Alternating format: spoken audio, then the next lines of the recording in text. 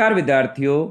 आज हम बात करेंगे भारत में मुगल काल में चित्रकला का विकास अर्थात 1526 में पानीपत के प्रथम युद्ध के बाद बाबर के द्वारा भारत में जिस मुगल वंश की नींव रखी गई, उस मुगल काल में पेंटिंग का किस तरीके से विकास हुआ, किन किन बादशाहों ने पेंटिंग को संरक्षण प्रदान किया या कौन कौन से चित्र बनाए गए, कौन कौन से प्रसिद्ध चित्रकार थे, इन सब पहलुओं के बारे में हम इस वीडियो में चर्चा करेंगे। विद्यार्थियों, यद्यपि इस्लाम धर्म की पवित्र पुस्तक कुरान में चित्रकला का निषेध किया गया है, फिर भी मुगल सम्राट चित्रकला का बहुत आदर करते थे और भारत में चित्रकला की सर्वप्रथम शुरुआत बाबर के काल से ही होती है।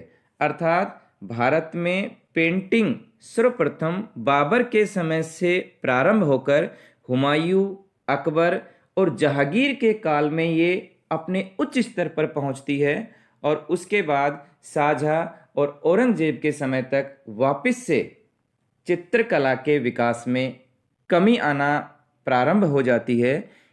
अब हम एक एक करके इन सभी बादशाहों के समय में किस प्रकार चित्रकला का विकास हुआ उनके बारे में जानेंगे। हम सबसे पहले बात करते हैं बाबर के बारे में। फारस के प्रसिद्ध चित्रकार बेहजाद, जिसे पूर्व का रफेल भी कहा जाता है, इस चित्रकार का सर्वप्रथम वर्णन हमें बाबर की पुस्तक तुजुक ए बाबरी में मिलता है। बाबर के द्वारा लिखी गई पुस्तक तुर्की भाषा में तुजुक ए बाबरी, इस पुस्तक में हमें सर्वप्रथम बेहजाद नामक चित्रकार का वर्णन मिलता है और बाबर इस चित्रकार को अग्रणी चित्रकार की संज्ञा देता है, अर्थात सभी चित्रकारों में प्रमुख। यह शायद बाबर के समय ही भारत आया था, लेकिन इससे हमें ये जरूर पता लगता है कि बाबर ही भारत में चित्रकला का प्रारंभ करता था, क्योंकि हमें उसकी पुस्तक में बेहजाद नामक चित्रकार का वर्णन मिलता है। बाबर के बाद हुमायूं। बाबर को ज़्यादा समय शासन करने का नहीं मिला। 1526 के पानीपत के प्रथम युद्ध के बाद 1530 तक आते आते 1530 में बाबर की मृत्यु हो जाती है और उसके बाद हुमायूं ने भारत में चित्रकला के विकास के लिए मीर सैयद अली और अब्दुस समद, दोनों फारसी चित्रकारों के द्वारा मुगल चित्रकला का शुभारंभ करवाया गया। अर्थात मीर सैयद अली, जो बेहजाद का ही शिष्य था, उसके द्वारा और अब्दुस समद, ये दोनों फारसी चित्रकारों के द्वारा वास्तविक रूप से भारत में मुगल चित्रकला की शुरुआत की जाती है।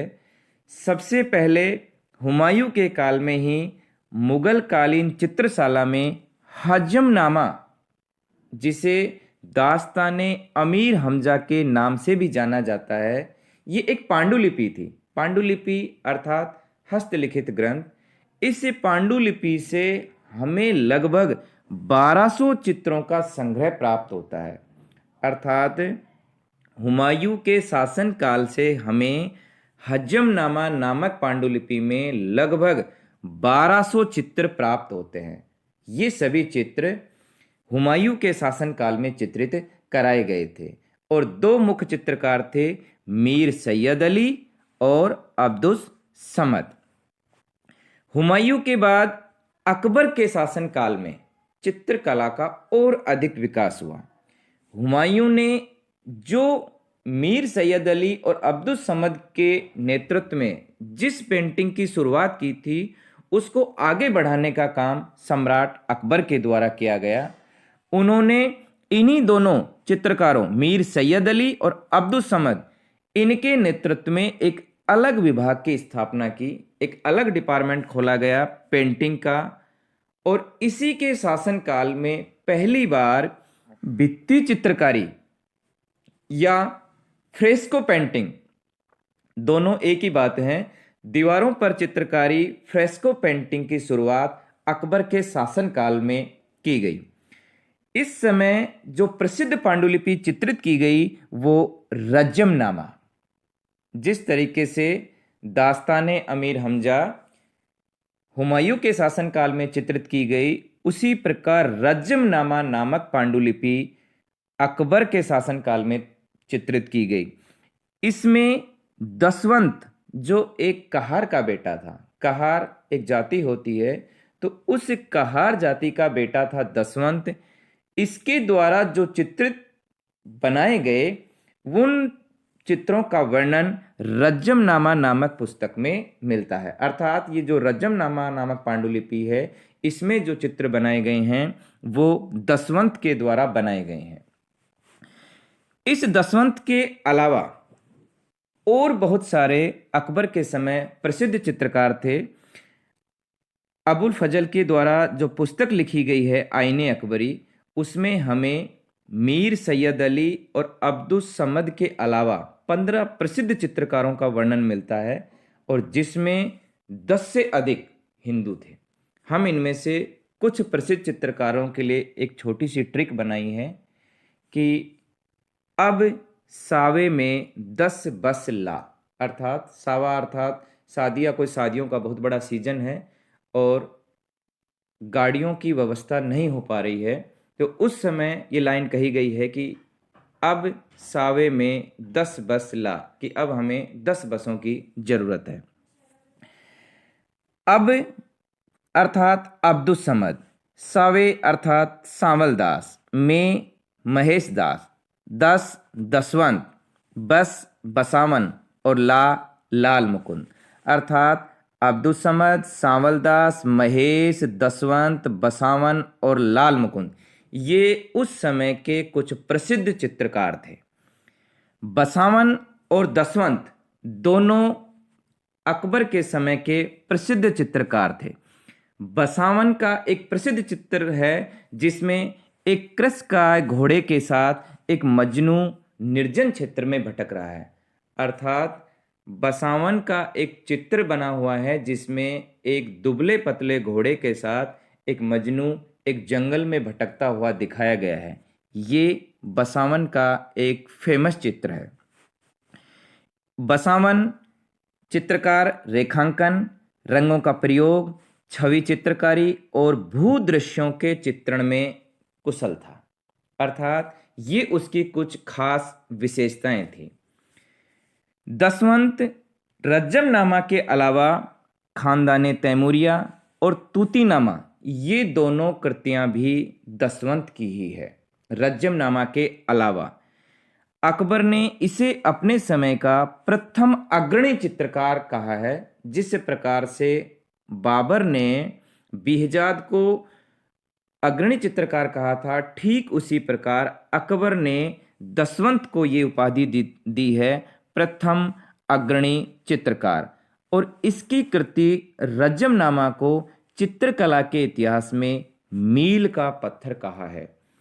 अर्थात रज्जमनामा नामक पांडुलिपि बहुत ही महत्वपूर्ण पांडुलिपि थी, जिसमें हमें दसवंत के द्वारा चित्रित कराए गए चित्र मिलते हैं।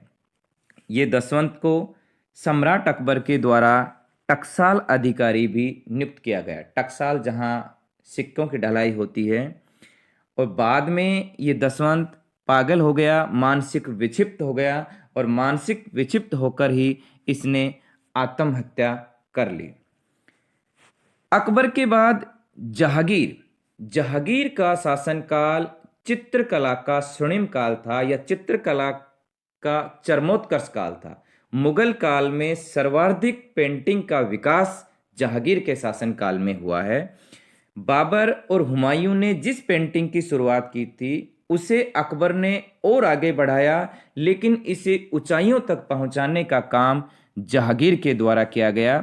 इसीलिए जहांगीर के काल को चित्रकला के चरमोत्कर्ष का काल कहा जाता है। इसी हुमायूं ने हेरात के प्रसिद्ध चित्रकार आका रिजा के नेतृत्व में आगरा में एक चित्रशाला की स्थापना की गई, जिसमें सिर्फ और सिर्फ चित्र बनाए जाएंगे। जहांगीर के काल की एक खास विशेषता थी कि इसके शासनकाल में हस्तलिखित ग्रंथों की विषय वस्तु के स्थान पर छवि चित्र, या जिसे हम व्यक्ति चित्र कहें, प्राकृतिक दृश्य और व्यक्तियों के जीवन से संबंधित चित्रण परंपरा की शुरुआत हुई। अर्थात जहांगीर से पहले अकबर, हुमायूं और बाबर के समय मुख्य रूप से पांडुलिपियों का चित्रण किया जाता था, जैसे हमने बात की रजमनामा या दास्ताने अमीर हमजा। लेकिन जहांगीर के शासनकाल की एक खास विशेषता थी कि अब उन ग्रंथों की विषय वस्तु के स्थान पर छवि चित्र और प्राकृतिक दृश्य और व्यक्तियों के जीवन से संबंधित चित्र बनाए जाने लगे।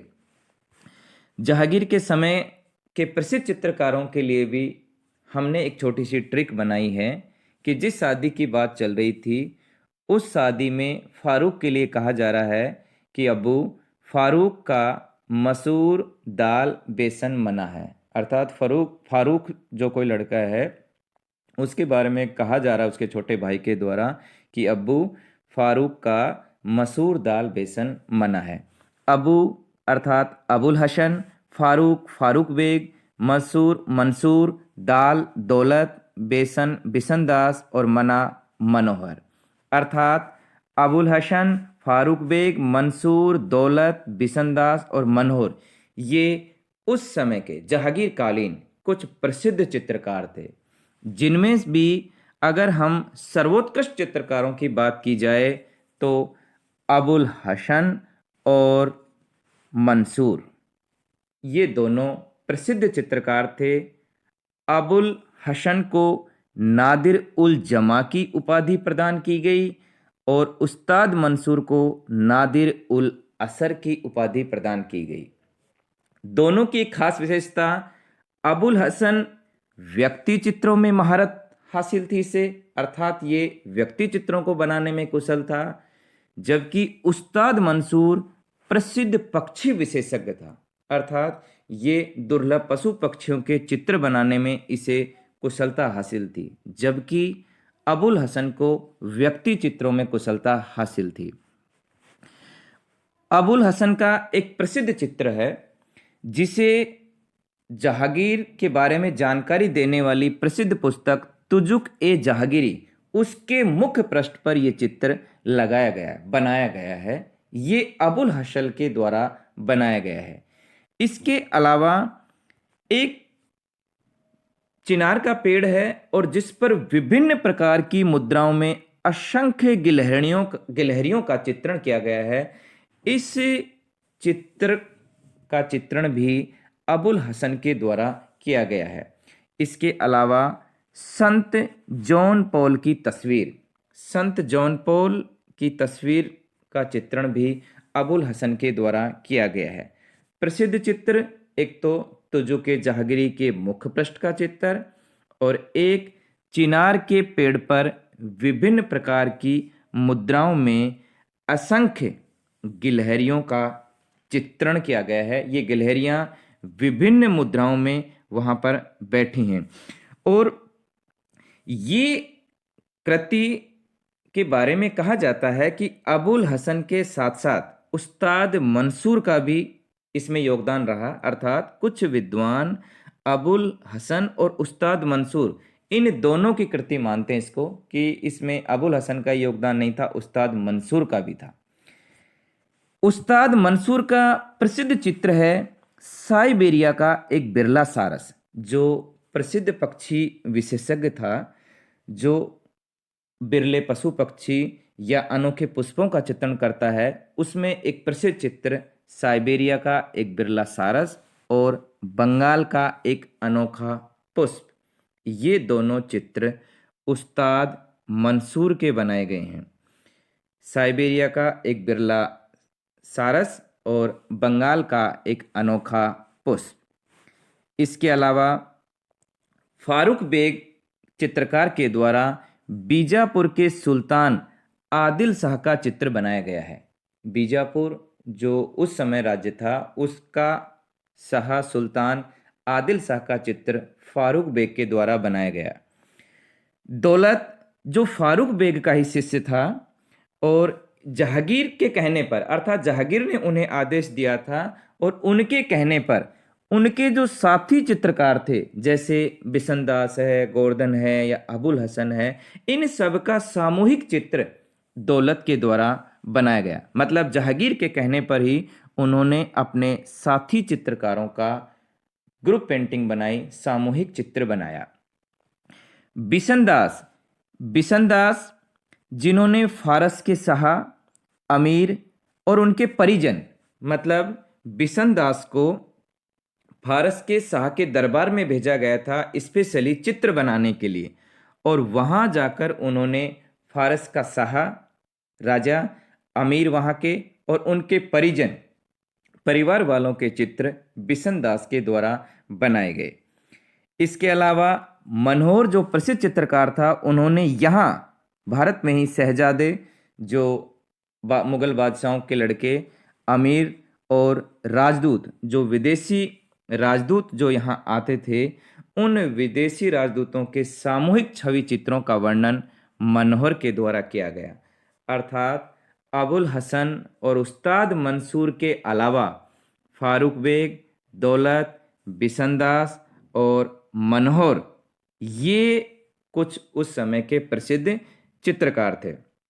जो चित्रकार जो चित्र चिनार के पेड़ पर एक असंख्य गिलहरियों का जो चित्रण किया गया है, वो चित्रण अभी भी लंदन की एक लाइब्रेरी में अभी भी सुरक्षित रखा हुआ है। अर्थात इस चित्र की ऐसी क्वालिटी थी कि उसमें अलग अलग मुद्राओं में विभिन्न प्रकार की गिलहरियां जो हैं वो उसमें चित्रित की गई हैं। वो आज भी लंदन की लाइब्रेरी में रखा गया है। इसके बाद जहांगीर के शासनकाल के बाद शाहजहां और औरंगजेब के समय में चित्रकला धीरे धीरे उत्कर्ष की ओर न जाकर अब उसमें पतन की शुरुआत हो जाती है। हालांकि शाहजहां के शासनकाल में फ़कीर उल्लाह, मीर हासिम, अनूप आदि कुछ चित्रकार हुए, लेकिन इस तरीके से चित्रकला का विकास नहीं हुआ जिस तरीके से अकबर और जहांगीर के काल में। शाहजहां का पुत्र दारा, जिसने उत्तराधिकार संघर्ष में भाग लिया था और जो शाहजहां का सबसे प्रिय भी था, वो जरूर चित्रकला का संरक्षक था। बाकी शाहजहां की खुद की भी रुचि चित्रकला के बजाय स्थापत्य कला में अधिक थी। शाहजहां जिन्होंने ताजमहल का निर्माण करवाया, इनकी पेंटिंग में उतना इंटरेस्ट नहीं था जितना स्थापत्य कला में। और औरंगजेब जिन्होंने शाहजहां के बाद शासन किया, वो चित्रकला को, पेंटिंग को इस्लाम विरुद्ध मानते थे, और इस्लाम विरुद्ध मानते हुए उन्होंने इस पेंटिंग को किसी भी प्रकार का परिचय या संरक्षण प्रदान नहीं किया। अर्थात जिस पेंटिंग की शुरुआत बाबर के समय में हुई थी, हुमायूं के शासन काल में जिसे और सहारा मिला, अकबर के शासन काल में ये और उन्नति की ओर बढ़ी, और ये जहांगीर के शासन काल में जो सर्वश्रेष्ठ चरमोत्कर्ष पर पहुंची, उसका शाहजहां के शासन काल से होते हुए औरंगजेब के समय तक पूर्णतः समाप्त या पूर्णतः विनाश हो गया। मतलब चित्रकला का धीरे धीरे पतन हो गया।